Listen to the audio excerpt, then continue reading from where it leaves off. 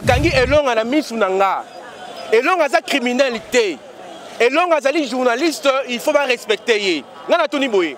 Moïse Mbiye, tango akei ko sala kinduma na to pe asali makamwa, to lo bateto ngamba na biso. Bon libérer ndeko elonga. Soki bon libérer ndeko elonga te, bo kanga biso nyoso presse. Filizaki, journaliste na biso muninga na biso moko na tellement que bazaki na ba arme à bangi, elle n'avait pas le choix, il fallait qu'elle accéder muninga. Mais oh nga na yebi, yo pe journaliste wana. Nande batangi sa biso bateka jamais place ya source. Et si ka oh zo information de source na yo ko te kangote. Yo ke ko te ka elonga poani. Le lot to beta liso to solo baboye, to so ke na Singapour elonga kufite. So ke elonga kufaki. To nga to beta lisolo nini. Michel Bakenda s'est retrouvé wap. Basiste oya Moïse Mbiya la sana etanine.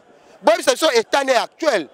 Est-ce que Batou o basa libanda ba bité que Batou la basa infecté la poison? Ce que to dénoncer nyos. Et puis maman ce qui Lidi Mbiye. Eloni nezanga yo so bala kambe nyoso ezate. Dans votre famille, vous avez rappelé que vous est-ce que vous avez dit que vous apôtre Mbiya secrétaire et bimate pour les réseaux sociaux pour YouTube à l'époque ça n'a n'importe quoi. Mais est-ce qu'ils ont continué tout le bateau le bateau? Donc la vérité, oh lobby vérité, lobby va film porno salaki. Ce qui Moïse Mbiya saki porno te. Ce qui Moïse Mbiya tambola ki ndenge mo sala nzamba tambolaka. Ndele lo mabe bimité.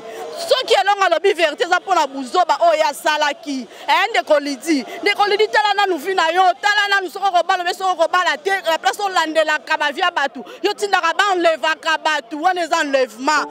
Elonga lobby qui bakangie pour asalaki analyse moko si arrestation ya pasteur Moïse Mbiye et Nasser Alian et pesike na analyse wana obi si Moïse Mbiye abimaki na parquet et alaki suite na intervention ya monsieur Christian Tshisekedi.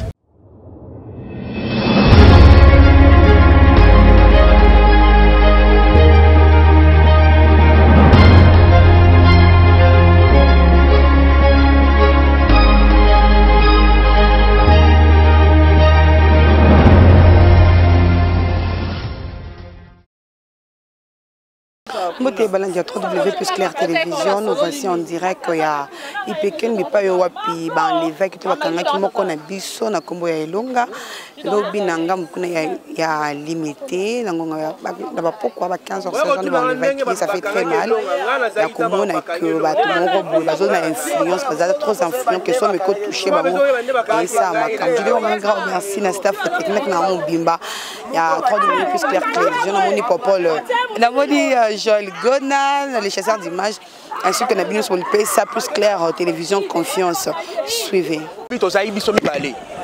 Bakangi elonga na misu nanga.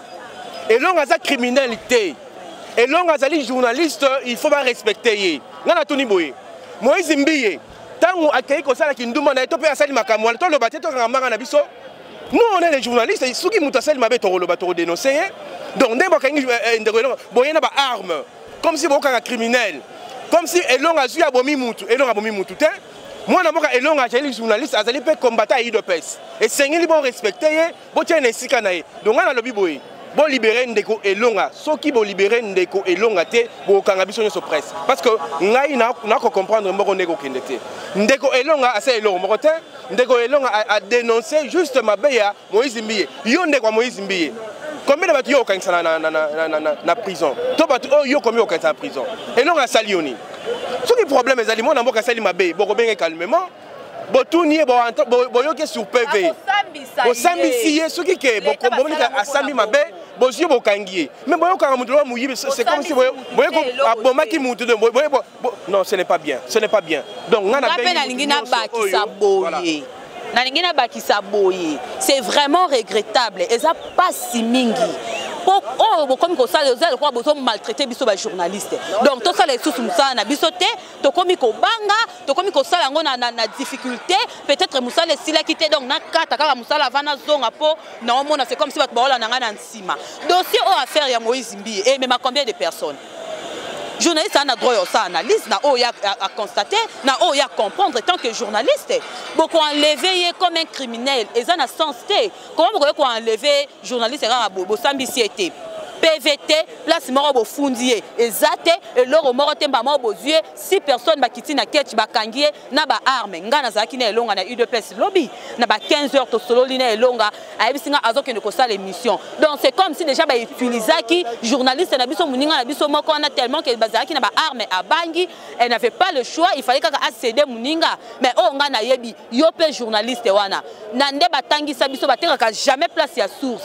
Et si ka ozok information de source na yo okoki koteka ngote yo ke koteka elonga poani lelo to beta liso to solo baboye to soke na esengo po elonga kufite soki elonga kufaki to nga to beta lisolo nini to bi ke to ba sala nzambe atabi no moko to kende pa to songe pa musala nzambe zaka na mawa ya bato soko oki babi batango na likombe ba kuto na ngote soki si réellement elonga sali mabe benga elonga reprocher ye ou soit tika ma dossier na l'état au lieu ko enlever mutu ana ba nemi bale ba na mikie elonga c'est un jeune homme azo débrouiller vie na ye siko mutu bongo bokange botie na pas sa place et plutôt na place il y a pas déjà lobby à beta maki to ebi condition ala la quitter ce n'est pas bien. Quatrième pouvoir on balobaki yango quatrième pouvoir on balobaki yango ezala raté bolu ki abiso solution biso tozaka uni biso tozaka mutu moko tozo telema lelo tozo kende koluka solution ya elonga ou rien. OK. Merci. Maman ngali na loba boy na lina bandano na dossier ya Yams peut-être presse boye bien ngote que Yams a été convoqué par Moïse Mbie Yams la minute Yams azana pota ba beta qui est sérieusement Yams ba ko tout na moto o ebimi ya brisque pone tout aye Yams le bazaki na hôpital après Yams ko bimo hôpital Yams ayeka kama tonge pona nini parce que bakanga ki elonga nde Yams ayaki pona nini Yams ba banda analyse nzela mona elonga ba convoquer Yams ba bengisi Yams fallait répondre le 20 on a moi tellement kende ko répondre te na pokwa lango na lemba Yams ba ko tout na moto mo onzele zaki mutu no sa ko le même moto elandi ete tout na suka ba ko beta Yams ça se retrouva ki na hôpital na minute Yams ko quand même koloba te a forcer ki a forcer ko ça l'émission lobby mais tozo kende ti wapi lobby boye ko kanga mutu jeter la présence ça linga pasi comment tozo lo ba pays na biso ça état de droit mais to comme l'état de droit ti na niveau haut asali nini o bino boko ya convocation ezate mandat d'arrêt ezate mandat d'amener mbala moko et puis abeti lisolo ya bolumbu o etamboli na ba réseaux sociaux tango héritier ataki bolumbu ne tolobela kango bomoni héritier kangisaki mutu héritier kuta kokai kokangisa bato ye kuta sambela nete mais yo pasteur yo moi ndé quoi pasteur au comme le niveau ya olebo suka kala na dossier ya Eliane Kuna na parquet bolongo wana bon to détruire siko presse congolaise en tout cas tozo senga la bino bandeko nyonso obozo ata Olanda biso toza en danger en tout cas ba komi ko lukisa biso ba détruire biso ba komi ko lukisa biso ba boma biso ceux qui bolingi ba information le karandenge le kaka en tout cas faut sécuriser biso na minute oyo elonga condition za na ngoto yebite bien sûr za na hyper crime mais biso to yebi batu nyonso ba konta hyper crime to ba bimaka sort na bango sala nini Michel Bakenda s'est retrouvé wap basiste oya Moïse Mbia na ça état nini bon c'est so état actuel est-ce que batu o ba sali banda ba yebite que batu ala ba za infecté na poison ce que to dénoncer nyonso et puis maman ce qui lidi Mbie elon ni nezanga yo so bala kambe nyoso ezate donc dans votre famille bo bandilaka zana rappeler bino lo mo presse nyoso boza est-ce que boyebi que yemoko apôtre Mbia Saint secrétaire na ye et bimate pour ça là que pour ça là ni pour les réseaux sociaux ça là té pour YouTube à l'époque ça là l'impact té mais ce que les autres continuent to lo baté pour ni bêtise bandilaka l'église à cité Bethel so biso to loba le bokomi okanga biso en tout cas ya tour oyo boko kanga biso nyonso général Kasongo amuluba to amukongo ve amukongo tika ba biloko wana doza pangi na munu tika ba biloko wana osala ve ba utiliser yo te na eba ke kanyama na tamo be kanyama loba ke o to torturer ba rwandais te ba congolais kanyama loba ngo ve o bo torturer za ba congolais za ba étranger te bo tika ba biloko wana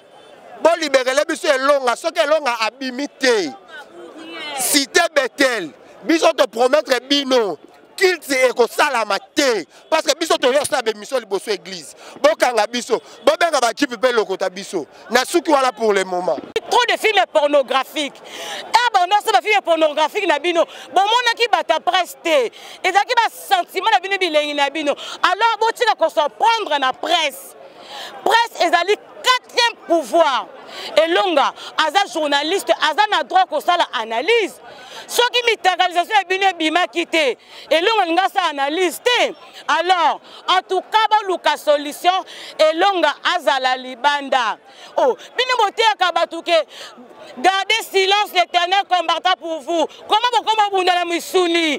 Biso bete verset biblique. Comment c'est fait vous comme vous la misuni? Bon comme le titre niveau comment on lever batou. On est enlèvement. Qu'est-ce na ba militaire en tenue civile et puis bazala qui armé. Pour qu'on lever journaliste. Président Fati Beto en tout cas nous sommes là. Merci mana yo papa.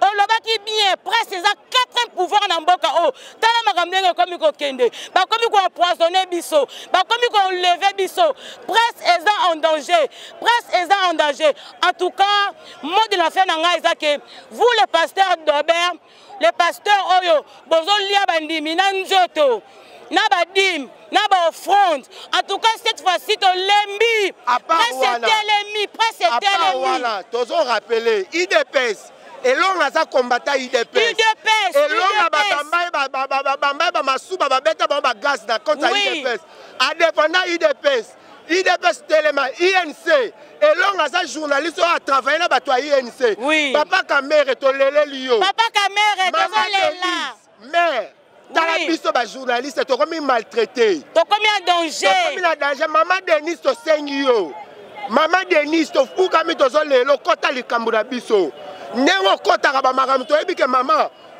porte yango efungwami kosuka kala ba comédien te ba journaliste baza en danger tande to tambola en tout cas vraiment quand on toyebi ke non en tout cas bo kota likambo yo les journalistes sont en danger so botiki biso boye biso to pandaka sango to zana pona ko informer batu en tout cas bo telema UDPS bo telema papa Molière oui pesa biso secret na biso pesa biso secret na yo po ani yo tango de sa bakanga côté par Molière secret za ni pesa biso to commencer lango oui yo bakanga yo te ka biso nde bakangaka oui papa Molière kota likam na biso papa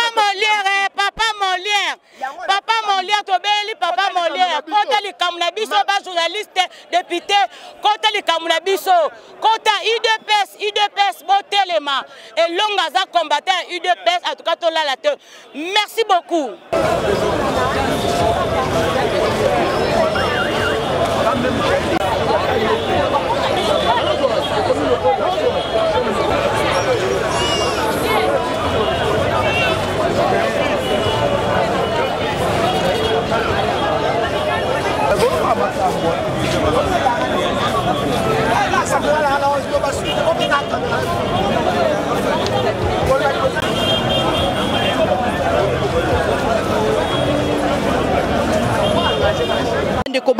bandeko balanzi bino moko bomona nanu banleve oyo ezali moko ya journaliste oyo tobengaka na nkombo ya elonga oyo asalaka baanalyse politique abandaki kosala baanalyse politique lelo koma kosala baanalyse ya bachrétien ya babuzoba ya baporno oyo bapaster bazosala oyo bamisie chrétien bazosala banleve ye vraiment toza na liberté d'expression eza te liberté d'expression eza te quatrième pouvoir oyo Fatia alobaki quatrième pouvoir yango eza wapi tokokende wapi na mboka oyo ou alors nous tozokende wapi vraiment bandeko bafanatique na biso bana poto bakonza mboka oyo tokolela nani so toleli mama Olive bofinga biso te mama Olive atela biso likambo mama Denis tozokende wapi botela biso likambo oyo tokobanda sukola baka vérité te tokobanda kobombaka ba vérité oyo elonga alobi vérité alobi bafilme ya porno osalaki soki Moïse Mbi asalaki porno te soki Moïse Mbi atambolaki ndenge mosala nzambe atambolaka nde lelo mabe ebimi te soki elonga alobi vérité eza mpona buzoba oyo asalaki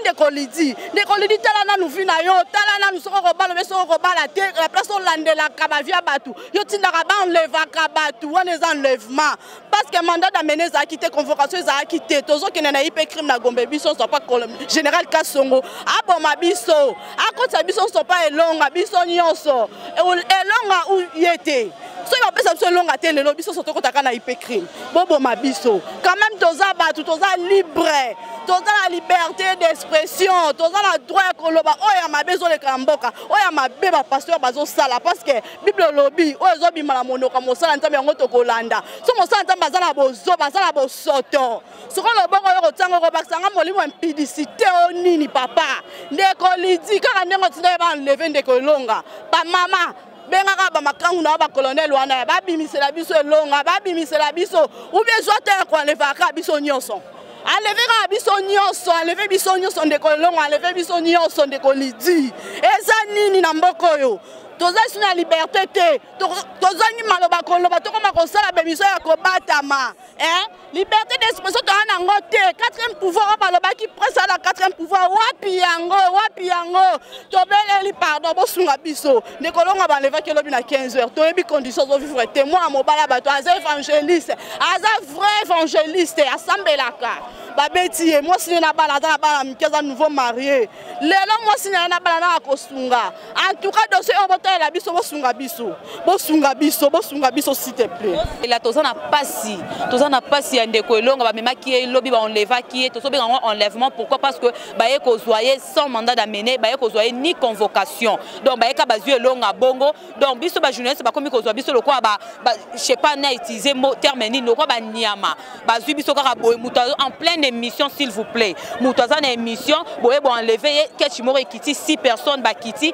na baarme bazwi babrake mutu bake na ye vraiment bino boza soit disons bato ya nzambe yango na yebi te papa Chiki lobi yo ozalaki bato ya nzambe yango eza batraitaka makambo dans le calme to batraitaka makambo na ndenge ya violence to na ndenge nini bo libérele biso elonga ou rien na Barcelone moko boye ba pasteur basa exemplaire yango moninga ndeti ngabwe na boya kosambela na nga na église poso to kena église tala ndeti boye toyebi déjà que yo za pasteur to so na bino nyonso po lelo so to tie yo e comme nango yo kangisa biso pamba po bino bomi okangisa biso mais biso musala biso eza que photo dénoncer na mabenyo so bino bo sala bino bo saka na biso presse te po presse eza 4e pouvoir na mboka oyo nde mokonzi mboka lobaki to sa na posa ya ndeko na biso abima pona po calme zala po boye pene comme trop c'est trop soki yo kangisaka ba oya yo wana oyo pena ndeko na biso otie pena musapi na place batiaka te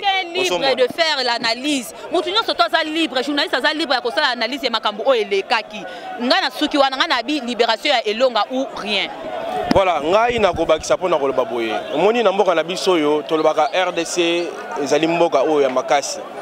Moi je demande simplement na ba autorité ya mboka parce que makambo ndenge ekokendela malamu te. Elonga bakangi hier, zaki vendredi à partir de 14h. Na 14h wana tovani nandeko elonga en pleine émission. Tomoni journaliste moko na le site BM officiel nde abengi papa elonga yaka to solo la libanda. Tant babimi libanda nde place ba memeli papa elonga. Il faut bomona nde bayoza papa elonga. Ngai na koloba boye. Mboka oyo eza mboka na biso nyonso. Bo intiminer batuté. Elonga sali musala na ye en tant que journaliste a dénoncé makambo ya mabe abimisi na mpoasa. Soki yo batu omimoni likolo parce que Moïse Mbiye aza likolo te, Moïse Mbiye aza fin te. To pe ndeko Moïse Mbiye akoki kosala makambo akosala te. Yo tindi batu baka combien de batu o yo ko kangisa la sima Moïse Mbiye. Quelque part Moïse Mbiye aza pasteur. Aza homme de Dieu. Oui, tant que sali mbeba et sengeli ba lo ba la kisaye que eloko sali on les a bien te. Et puis yemoko à reconnaître que abimaki na ndeko Eliane. Tant que ndeko elonga a lobby tout simplement abeti li solo et sengeli ba kangaye to bo kangaye net criminel. Aza criminalité. Ndeko elonga bomi mutu te. Ndeko elonga azali mutu azamo na mboka azali combattant ya IDPS. Biso to sengi simplement prête à sengi libération ya ndeko elonga dans l'immédiat.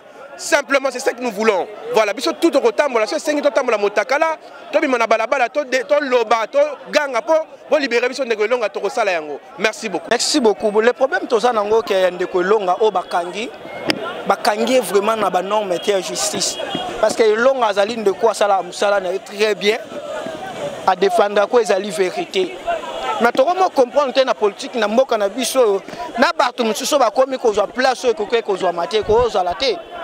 Elonga za journaliste abundi makasi na mambo politique na biso.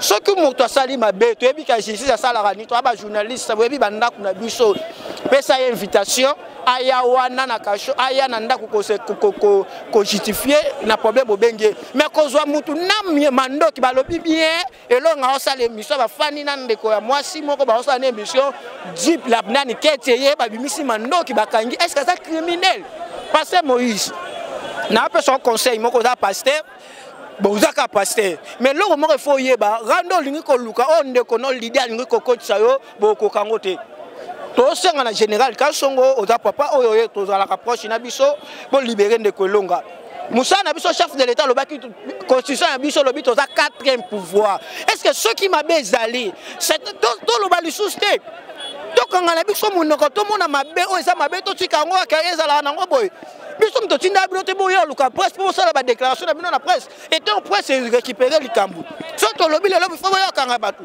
so bo banyoka l'autre qui n'est pas kasongo bo tia biso nyonso na kati ya kasho so bo za pour ça que bo tia biso nyonso mais message mo na pesa na lidi na pesa na Moïse Mbiye na batu nyonso a Bethel bo fan na bo se conseiller Moïse Mbiye tu ko luka rando luka na presse pour kokate rando zo meko luka na presse en kokangote eza mabe makasi biso msuto lalite ya to ebi garçon longa nenga zalaka soto yele lo to tiki ba chaîne na biso to tiki ba rédaction na biso to tiki ba to sa ma to yepo ne longa parce que ebi nini ngonde kwa na salaka bino bato poto bolanda ba image o longa salaka chaque jour eza mama be to dénoncer loko wana soki ba continuer ka bona ba journaliste biso pe to sala bino lo moko to sala ma guerre o ke non bo kangi journaliste am to sala na cycle to sala ma guerre moko betina suka merci beaucoup il faut ezaki na charge to sala yango to sala ba te mais non c'est outil et pas pasteur Moïse Mbiye to mais là c'est outil ndenge ba kolobaka ke a esitaki ke ba konti mutu bazala ki simaya Moïse Mbiye ba kutino ba kote ba prison makala ba pasteur ebele ba kote ba prison makala soki elonga ekoloba ete Moïse Mbiye excusez-moi papa na tango na nenga mabete po communication batangi bino eke ba fingi bino soki balobi ke yo moko mutonti maki moi c'est ce que je comprends pas tu as accepté que Eliane a sa fiancée na yo OK c'est bon soki elonga mo pandisango akozora makambu ya source oya zaki na cour de la justice mukola lundi tango yo rena ko samba aye ko memela ngo batu nenga mesala ko panza sango est-ce que elonga sali mabe donc le baquet dossier attaque par contre pasteur té dossier na ipekin ezaki retour ya émission na yena ndeko bides nde esaliki retour wana ya émission on a parlé de Moïse Mbiye on a parlé ba konzamboka to ebite Moïse Mbiye aza derrière arrestation ya enlèvement ya elonga to ebite est-ce que ba konzamboka baza derrière arrestation ya elonga to ebite est-ce que batunyo surtout mais bato ipekin baza clair lobby biso tozaki kuna o ba bisaki biso eza yango wana to koma kuna to eba réellement likamni ezolekana merci beaucoup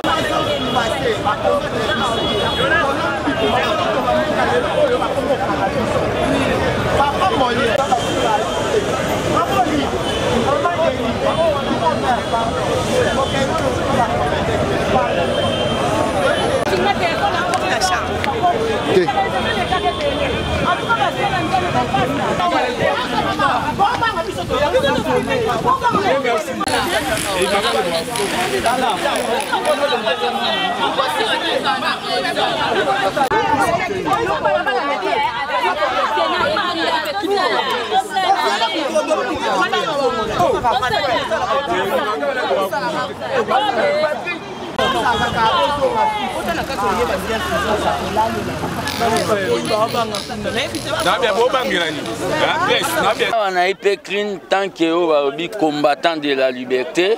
Naoki Kebakangi, l'un des journalistes, Yao Babengi, la presse en ligne, la presse qui nous accompagnait, Nao Babengi, Lit Nabiso, pour la conquête à pouvoir au Fatia comme il est l'homme au Konsi. Vous savez très bien, RTNC, la chaîne Ebele, Bandai Kolanda, Makamunabi sauté, Pesarabiso embargo.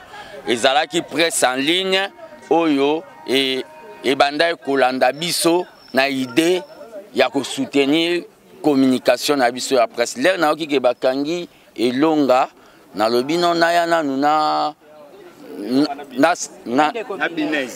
elonga na bines na yana na yeba likambango eza nini soki bakangeli bango nini.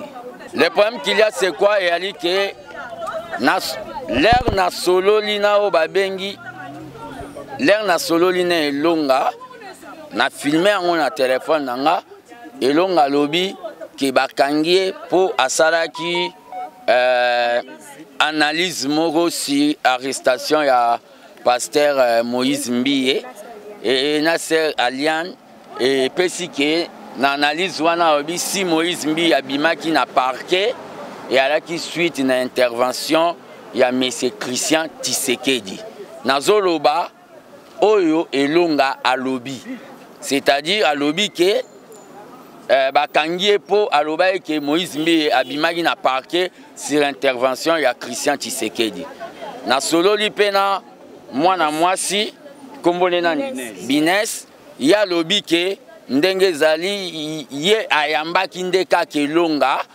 donc ba propos ya elonga ezo engagé été bon eza nga vraiment na oloba ba journaliste ba koka ko s'apaiser président uta ko tia ba cour oyo ba bengi ba juge ya sika oyo tozo souhaiter bazala non corruptible les problèmes oyo ko salama c'est-à-dire ba journaliste pe bo se mobiliser pour bolanda o ba lobby dossier yango tina suka pour vérité et bima qui a commandité arrestation wana jusqu'à aujourd'hui et bimine enlèvement il n'y a pas eu un mandat d'arrêt biso tolita te po ba banda ko enlever batu ata batu ba mona ba propos nanga ezaneti ke nazo condamné pouvoir en place Bible loba avolongola nzete weza na liso muninga il faut banda kolongola na o ya yo moko s'il y a on a enlevé on l'a pris sans mandat d'arrêt ce qui est condamnable mais toutefois toko souhaiter na solution et se trouver à l'amiable donc ba garantie ba respecter au babengi ba droit na bango comme ba prévenir jusque là bazana ba prévenir le muto afundi ba on a se présenter sara ba famille na bango bazala tranquille dans la vie nyonso yaka eza ba bengi ba risque à métier pena baninga misusu ya corporation neti ya ba journaliste des fois il faut bien fignoler l'information avant de le dire donc pour éviter ba genre ya ba dégâts ya ba situation à boyer donc il faut fouiller l'information les traiter avant de le dire to sengi na papa elonga na maman na bango bazala calme notre régime ya fati eza régime à torture donc bazala calme la solution est quoi pour bientôt on n'est pas venu toyer na pouvoir te poto banda ko ça la chasse aux journalistes je vous remercie tous à côté papa il fallait quand même boyer bisanga mais bino ba ko interviewer bino nde ba kolon de côté bino ba kelon de côté donc en principe c'est vous qui allez nous informer ah la base des abongote. De toutes les façons, on n'a pas pu décortiquer qui a le dossier. Hein, moto, non, on a dit que moto, c'est un dossier, je voulais le voir. Namoni était à Komakite et vous êtes venu. Alors il fallait que Tikabino en avant. Bon, de toutes les façons, je crois que collègue Nabino Aibisakibino Maïele Kaki. Aibisakibino, n'est-ce pas? Collègue Nabino Aibisibino Maeleki et puis collègue Nabino en principe il fallait que qu'on soit élément au bango bazali ko lokela. Mais c'est l'élément qui est derrière ces dossiers. Pardon? Qui est derrière ces dossiers? Mais comment je le saurais s'il n'y a pas un plaignant? Donc il n'y a pas de plaignant, arrestation. Quand va auditionner moto. Ba benga moto afundi n'est-ce pas? Naloba na français ou bien na lingala. Mon avis na landi. Oui bino ba journaliste boloba makamala bino so za sûreté na conditionnel. Hein? On utilise les conditionnels si mais si c'est si on n'arrête jamais quelqu'un pour si ça devient une suspicion. Voilà. Parce que chaque infraction va catégoriser kango, chaque infraction va qualifier kayango. Quels étaient les noms qu'il a utilisés pour la suspicion? Bon, dire les noms, non clair penda lobiangote. À moins qu'il n'y ait pas nabino à lobiango. Chez moi, il n'a pas dit un nom clair. Il a dit tout simplement que. Merci papa. Non, non. Là, on a aussi une interview, il y a maman, il y a Elonga, il y a ma confrère consort, parce qu'on a un fils, Mkoko. Tout ce qu'on a toujours à Wana, Pékin, mais ça va. Tous les cas, il y a Malamou, qu'on a reçu, on a coupé, ça marche. Je dis vraiment un grand merci. Le staff technique, la Mobimba, et soyez toujours branchés sur votre chaîne de la vérité, www.claire télévision. Grâce à moi, vous dis bye et au prochain numéro.